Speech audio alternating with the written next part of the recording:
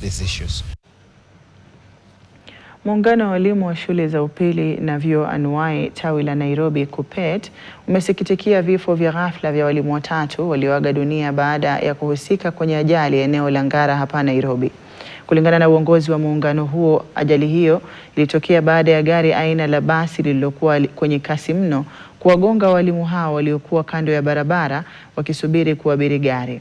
Inadaiwa watatu hao walikumbana na mauti yao baada ya kushiriki zoezi la uchaguzi wa KUPPET katika eneo la Nairobi lililofanyika katika shule ya msingi ya City, huku wengine kadhaa wakisalia na majeraha. Dereva wa basi hilo anazuiliwa, huku muungano huo ukitaka idara ya polisi kuchukua hatua za kisheria ili haki ya wanachama hao ipatikane.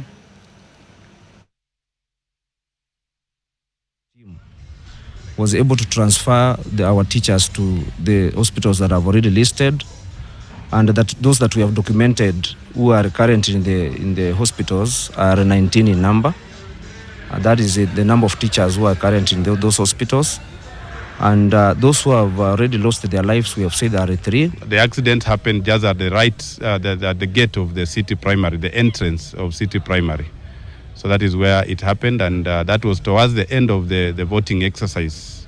So I call upon the drivers across, not just here in Nairobi, but across, and all the road users, that we be careful, we be observant even as we use this, taking care of ourselves and even others. I call upon justice to the teachers that lost their lives, the 3 colleagues of ours that lost their lives, and we send quick recovery to the teachers that are still in hospital.